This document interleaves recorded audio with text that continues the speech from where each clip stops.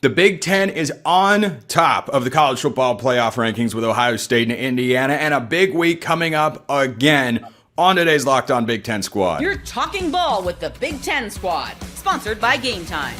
From USC to Ohio State, from Michigan to Oregon, from Nebraska to Washington, it's the local experts of the Locked On Podcast Network bringing you scoops, breakdowns, and the most comprehensive preview of the upcoming Big Ten weekend. No hurt feelings and thin skin allowed. Squad up, you're part of the Big Ten Squad. I watched 3 college basketball possessions while that intro ran. Welcome to this week's Locked On Big Ten Squad. I'm your host, Spencer McLaughlin, neutral arbiter of all things college football, of course.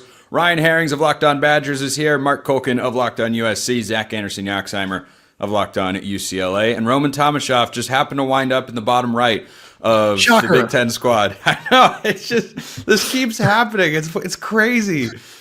Ever since I started running the production side of the squad, you've always wound up down there, Roman. It's coincidence? It's wild. I think not. It's a pure coincidence. There's no evidence to the contrary. You can't prove anything. Just like none of you can prove that I did anything to Woody and Buzz back in the day. So, Ryan, I want to start with you. I know this had to feel a little bit like the Squidward meme, looking through the window at everyone else having a good time, because everyone here, except for Yaxheimer, of course, is ranked in the college football playoff. What did you think about Ohio State being 1, Indiana being 2, and Oregon also being in the top 10? And correctly, Iowa and Washington find their ways into the top 25.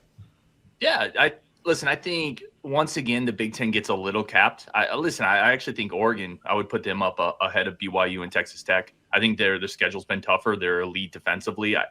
I think you look at a school like Iowa. Certainly, listen, it's Ohio State, Indiana, so I'm not going to throw too much shade at the Big Ten getting capped a little bit, but there's 2 lost teams from the SEC and other conferences ranked considerably higher than Iowa, who was a top 5 defense. If Iowa was in the SEC, they wouldn't be 20th. The Big Ten middle class always gets dinged a little bit. That's nothing new. If I was nitpicking, I would probably flip-flop Indiana, Ohio State, to be honest. I think the Indiana win against Oregon is the most impressive thing we've seen, certainly, in my opinion, all year. But I do think Oregon should be a little higher, quite frankly, and I do think Iowa, once again, doesn't get quite the respect it deserves. Mark, USC comes in at number 19 in the college football playoff rankings. How did you feel about that? I'm fine with that. I mean, I think people predicted they would be somewhere around 20. I guess they overachieved a little bit. Whenever somebody says it doesn't matter where you start in the preseason poll, tell them they're full of caca, because when you start out of the polls or lower in the polls, you have to work twice as hard to work yourself up. And this is kind of the result. You look at, I don't know if it's strength of schedule or if the new phrase is strength of record, but the first poll is always kind of the first one out of the gate. All right, this is where everybody lines up, and you're going to see major drastic changes when the second poll gets released next week. But USC 6-2. You look at their strength of record. They lost on the road to Illinois, and they lost on the road to Notre Dame. Meanwhile, they're behind a bunch of teams that you look at and say, on a neutral field, who wins? I'm not sold on BYU. I'm not sold on Texas.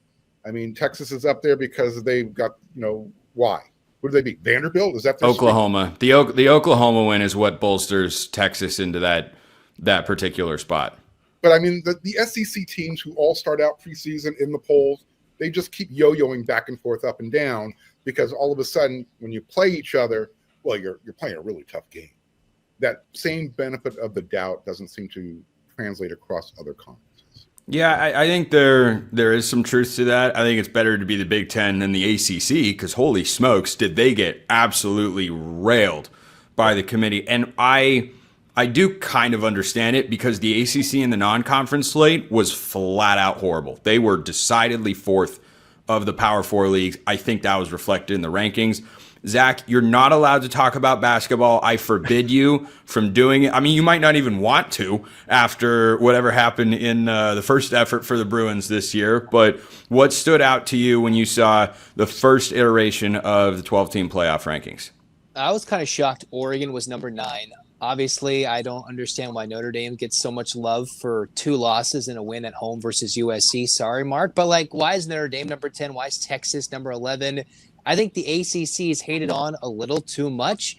And why does Notre Dame get a cakewalk? Last year, they got a cakewalk for, 1 loss early. That was horrible to get into the playoff. This year, they're allowed 2 losses to get into the playoff. I don't understand why Arch Manning and the Longhorns and Notre Dame Fighting Irish are just easily in there at the bottom with 2 losses. I think we could throw in a 1-loss ACC team before we get a 2-loss Notre Dame team.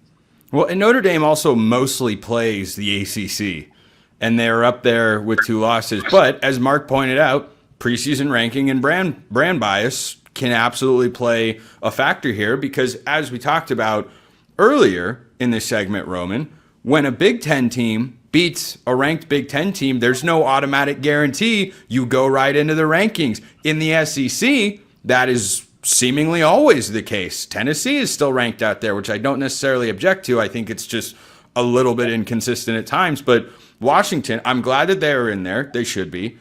I'm glad Iowa is in there. But the best example of what we're talking about was Washington, that beat a ranked Illinois team by 17. And then the AP voters were like, yeah, okay, you're both unranked now. Like, what are we doing here? Well, first of all, clearly they did something amazing during their bye week that actually just finally vaults them into the AP poll for the first time this season. Undefeated on bye week. Yeah, exactly. But on top of that, Spencer, I'm glad you mentioned Tennessee because I'm sitting here watching the rankings. I saw them pop up at 25th, and I took a huge sigh of relief because that's all I needed to know to see that Washington would find their way into the top 25 and that they were going to do something to get this right. I do agree that the ACC might have gotten shafted a little bit. I'm curious about Texas Tech. I don't necessarily know if they're underrated or if they were just dealing with injuries at quarterback and everything a little bit earlier on. That defensive line, I think they can compete with anybody.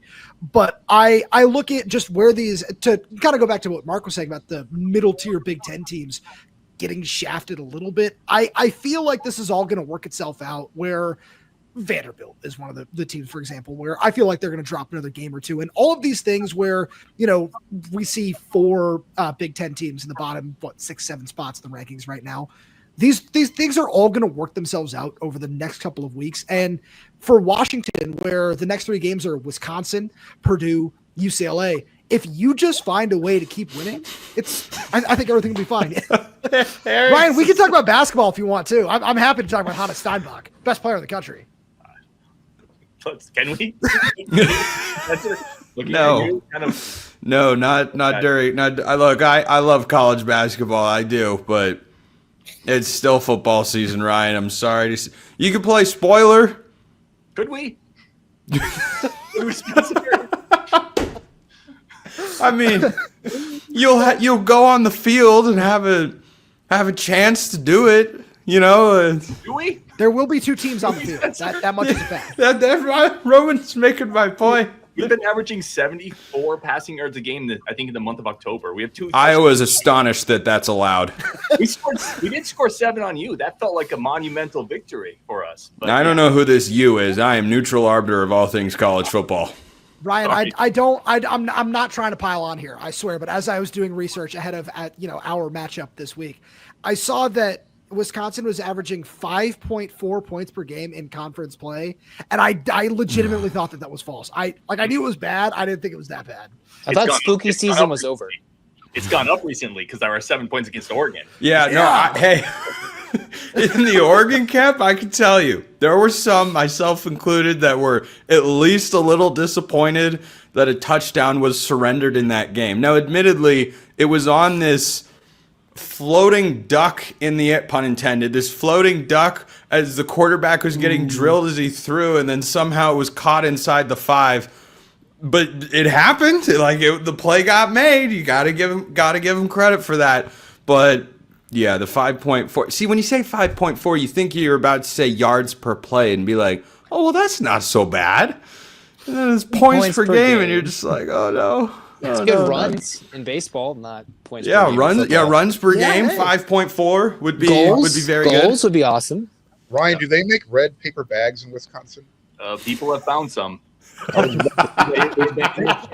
need a red out. Like, it's been rough. No, Wisconsin is next if they haven't already for the shirtless male student section. That happened too. Like, That did happen. That did happen. I will quickly point out there was a recent report. The colleges that have sold the most beer on campus, Wisconsin is by far. You saw that? Yeah. By far and away, baby. It was like $800,000. It was a crazy number. It's not even close. So Yeah, that's what Wisconsin is leading the charge. You know, they are the bad. They're that scene in the Benchwarmers when Clark is there picking his nose. And then Richie tells them, Clark, they're beating us in runs. But the good news is you're beating them in boogers picked. So we got that. We got that going for us. We're going to pick, speaking of which, watch this segue. We're going to pick every game in the Big Ten this week. Yeah, that's why I got top left responsibility up here. Plenty more on today's Locked On Big Ten Squad.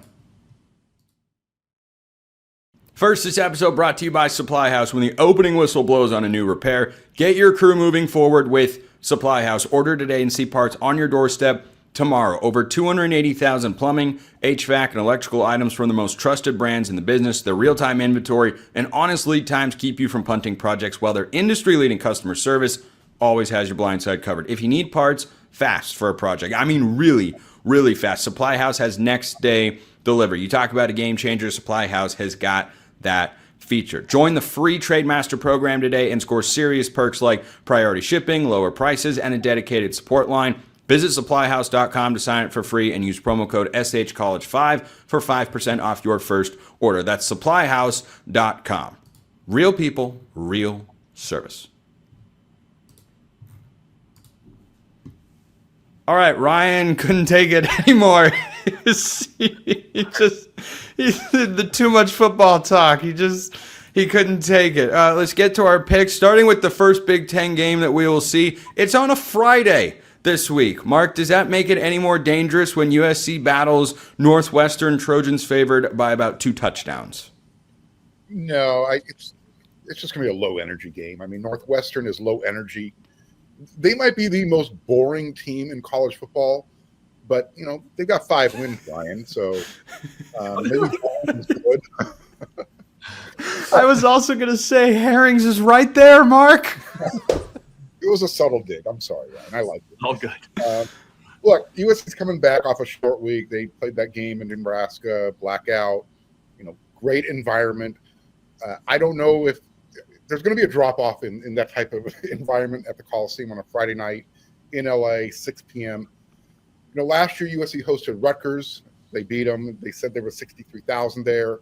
Meanwhile, the Dodgers were playing a World Series game down the street that night. I doubt there was really 63,000 in the stadium.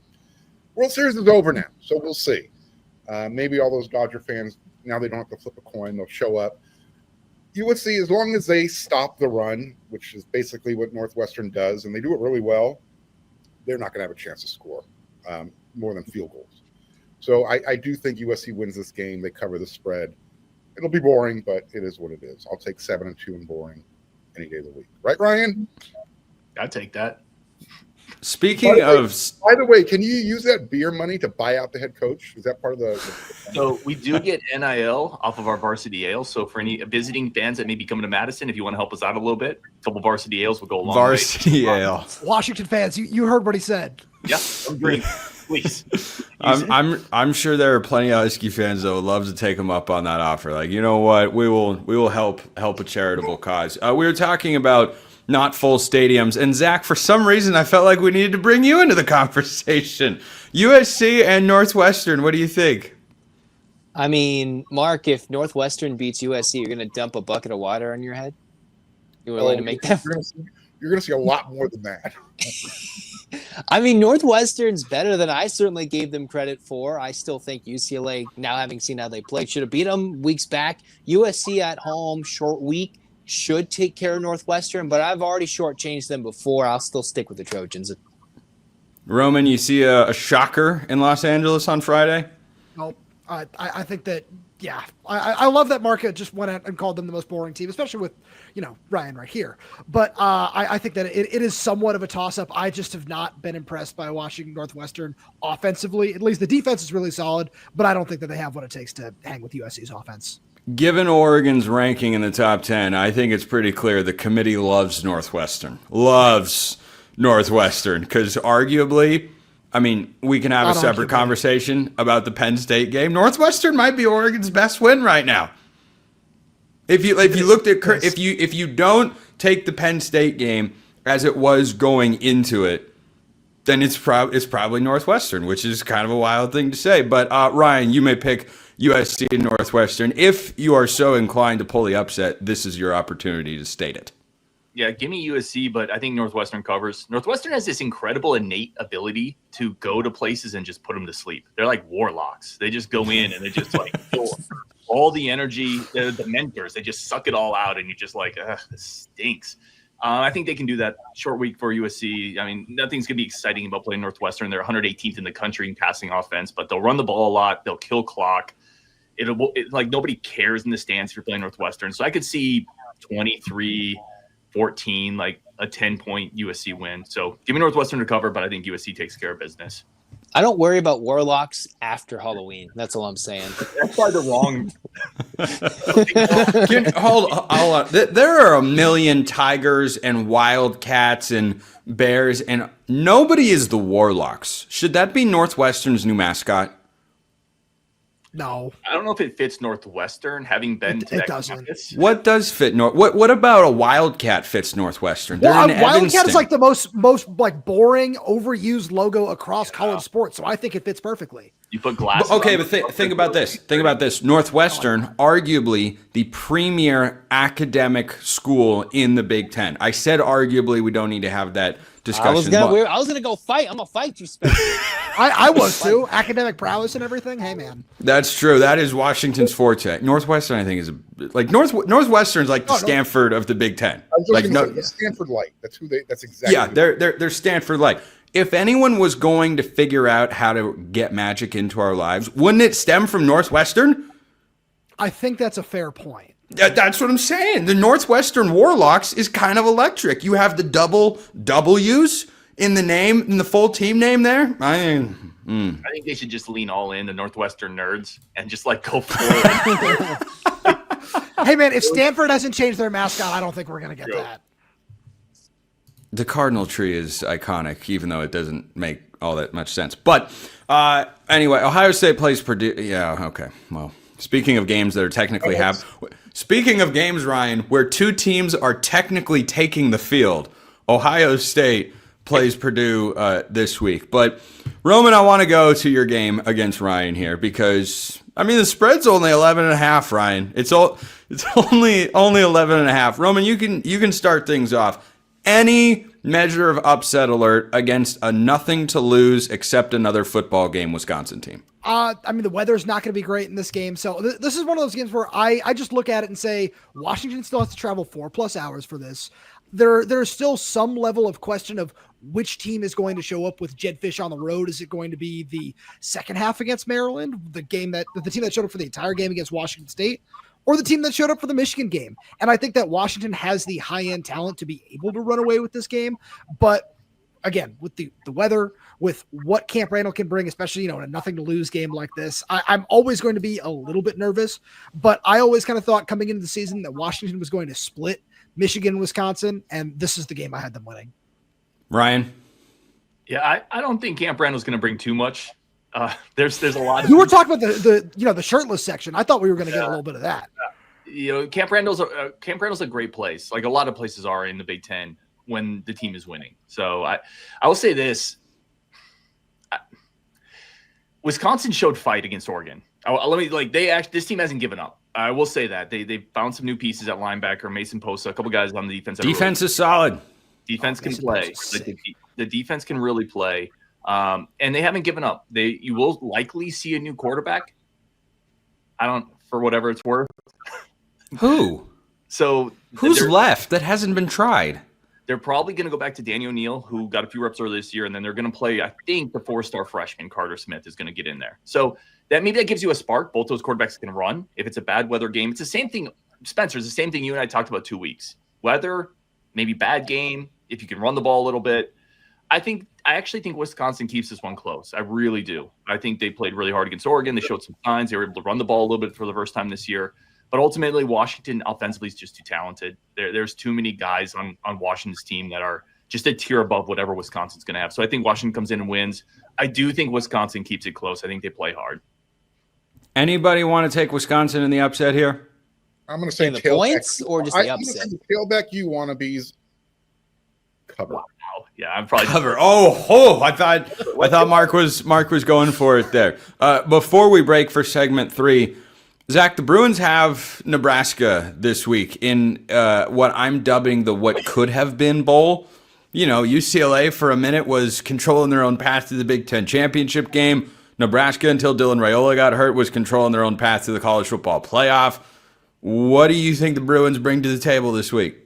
I think the Bruins, favored at home, should win this game against Nebraska. It's going to be the last game that they're favored this season, I believe, with Ohio State, Washington, and SC all on the schedule, 2 of those 3 on the road. It's a must-win, quite frankly. If Tim Skipper wants this job, I wasn't too scared of Raiola last year coming into this year from a UCLA perspective because the Bruins have already beaten them. A lot of new pieces, of course, but without Raiola, I think this has to be a UCLA win or looking at somebody other than Tim Skipper as the new UCLA head coach. By the way, perhaps most importantly on the line for the Bruins this week, Zach, they have to win this game to keep their hopes alive of forcing me to buy a Nico jersey and wear it for a week here, or not here, but over on Locked On College Football. That has to happen. If they lose this game, it will not be alive. When we get back, boy, a couple of fun games in the Big Ten, including Oregon. I will have our picks for that and more on today's Locked On Big Ten Squad, which is brought to you by our friends at FanDuel. The NBA is back, and there's no better place to get in on the action than FanDuel, the official sports betting partner of the NBA. Even if you missed the start of the game or want to ride the hot hand, FanDuel has live bets on everything from who will score next to fourth quarter comebacks. Plus, you can even combine your live bets into a same-game parlay for a shot at a bigger payout. Keeps every game exciting, especially when your team's making that late push. And all the lines we're talking about here on the show, provided, of course, by our friends at FanDuel. If you want to bet any of those games because you think you know how it's going down, if you think UCLA is rolling Nebraska with a backup quarterback, Bruins minus 2.5 is probably your cup of tea. If you think USC is thrashing Northwestern, you can take a minus 14.5. If you think Northwestern hangs around, plus 14.5. Anything you think's happening, you can put your money where your mouth is with FanDuel. Right now, FanDuel is giving new customers $300 in bonus bets when your first $5 bet wins. So head to FanDuel.com to sign up and play your game with FanDuel, the official sports betting partner of the NBA. All right, let's pick. Do we want to do Oregon, Iowa first or last in this segment? Not at all. Not at all. Okay. I say we go last just to make Spencer wait. Last, just to make it sweat. Okay, that's perfectly fine. Indiana, Penn State. Remember when this game was going to be fun? Penn State showed fight for a half at Ohio State last week, and then the Buckeyes realized, wait a minute, we're a much better football team. Ryan, can Indiana get any sort of scare in Happy Valley in what I don't imagine will feature too much Mo Bamba? I don't think so, man. Indiana is so good. And I think people still are coming to terms with the idea that Indiana is an absolute powerhouse this year. If Indiana's resume was put on any SEC school, they would be on the cover of every magazine, on everything. Like, this wouldn't even be a topic. They'd be number one in the playoff rankings. I think Indiana's going to crush them because Cignetti has a chip on his shoulder, and he's going to always have a chip on his shoulder. Give me Indiana by whatever. National title contending Hoosiers is how they should be viewed. Mark, any chance that we've got a stunner? There's a chance. There's a chance. Exactly. Well, yeah. Your finger and thumb. Yeah, exactly. Yeah, that sounds about right. Zach or Roman, either one of you guys think that this even gets interesting? I'm shocked that the line is 15.5 Indiana or whatever. It might be 16.5, whatever you're on looking the road. I still think they're going to win this game by 30 points. I'd be shocked if they do anything less. crazy. Now for a really fun one before we get to Oregon, Iowa. Somebody's getting their second Big Ten week win this week. It is either going to be Maryland or it is going to be Rutgers. Ryan, this is the smallest point spread in the Big Ten this week. Make your pick. Terrapins or the Scarlet Knights? Give me the birthplace of college football. They're at home. This is not going to be pretty football, but hey, I've seen that all year for me, so whatever. Let's go Rutgers at home, squeaks it out. Ryan just educated so many people and caused so many Google searches about the birthplace of college football. Mark, the Turtles or the guys with the swords? The Scarlet Knights, was that the name you're looking for? Yeah, well, I was trying to think of a witty retort to describe their mascot, and I didn't come up with a good one. There isn't one. I agree with what Ryan said. It's in Piscataway, so let's just go with the home team. Zach? I'm going to go with Maryland. Mike Locksley gets a November win for Maryland. Those are sometimes hard to come by, and I think Maryland gets a road Big Ten dub. That defense going to step up, get a pick 6 or 2. I'm with Yaxheimer in this one. I think the Terrapins, I like Malik Washington to be the difference. Roman, what do you think? You've seen both teams this year. I was going to say, I think I'm the only guy in this chat that's had to watch both teams this year. Am I? Had to, gotten to. Enjoyed. You know what? Enjoyed. Gotten to. No, definitely not enjoyed, especially the Maryland game. I was horrified. But the difference maker, Spencer, I don't think it's going to be Malik Washington. I think it's going to be Maryland's freshman edge rushers, Zahir Mathis and Sidney Stewart. This Rutgers offensive line is not good. And I think Anthony Kalik-Man has been awesome. He's got a great trio of receivers. I don't really like either defense in this game in the secondary very much, but I think these pass rushers are going to make a huge impact on this game. Give me Maryland. And now the moment everyone has been waiting for. The crowd goes crazy behind me on game day. Oregon goes to Iowa in a ranked matchup that wasn't that way when the week began, but thanks to the committee's playoff rankings, is indeed a top 20 showdown in Iowa City. Iowa's passing offense has not put together a 200-yard effort from Mark Gronowski this season. However, that's never really been Iowa's staple. They go against a great Oregon pass defense. Ryan, what do you think about this game? Two great defenses. You hit on it. Oregon's defense is going to be really tough for Iowa, but maybe they're able to run the ball a little bit. It's in Kinnick. Kinnick is an incredibly hard place to play. It would be helpful if that was a night game, right? That the early afternoon or the mid-afternoon kick doesn't help Iowa there. Give me Oregon, low-scoring game. Iowa's going to play tough. They always do at home, but I think Oregon just has too much offensively, and I don't know how Iowa moves the ball. So Oregon, tight game, take the under. Mark? I want these two teams to hit each other so hard over and over and over again so they are not ready to come. USC hosts Iowa the week after this game, and then they got to go up to Eugene. So I want you guys bruised, bloodied, battered. I want this to be an old-school Big Ten conference football game. That's what I'm looking for. Did you have a pick on who you think is going to win the game? Less who wins. As long as USC beats both of these teams, that helps their resume. That's all I care about. Okay. Mark doesn't want to satisfy you because I know you want to hear Oregon's name. I'm good either way. I'm good either. I was about to say Mark is calling the game, so he's not making a pick. Iowa will win. It's going to be a walk-off field goal to win. Zach? Iowa to cover. Oregon wins. Oh. That was a nice little switcheroo. Roman, go right ahead. Yeah, Iowa. Give me Iowa. I think that both these defenses are really solid. I think that Iowa can find a way to move the ball a little bit here and a little bit there. We've been shocked by them once or twice already this season. I hear they even scored 30 points in a game. I think they've done it a couple times. They did it against me. Yeah, I was going to say that's why I want to throw that out there. But I do like the under, like Ryan said. Give me Iowa. There's no way I can pick the other team. Roman, you do realize that it is in Washington's best interests for Oregon to win the game, right? That's not what I said. Okay, gotcha. Just making sure that you're aware of what Washington's best interest is. Always watching Oregon lose. That's it. All right, rent free. We can live with that. Yeah. Let's not act like that doesn't. The only question I've got in this game is whether Oregon wins by 30 or 35. I think. No, I'm kidding. I think this is going to be a really really good test for Oregon's offense. I actually do, because Iowa's defense at home, off a bye, crowd should be popping. They're ranked inside the top 20. Lot to play for, control their own path to make the playoff. But the Oregon's offense has had some high highs and some lowish lows this year. I don't think Iowa's offense can do enough against the Oregon defense. I'll take the Ducks to win 24-13 over the Hawkeyes. Where are Goins and Trent Condon to fight when you need them? But alas, that is how the cookie crumbles. Ryan Herring's Locked On Badgers, Mark Colkin Locked On USC, Zach Anderson Yoxheimer Locked On UCLA, Roman Tomashoff Locked On Huskies. I'm Spencer McLaughlin, neutral arbiter of all things college football, of course. That is it for this week's Locked On Big Ten Squad. We'll see you next time, and until then, hope you all have a wonderful rest of your day.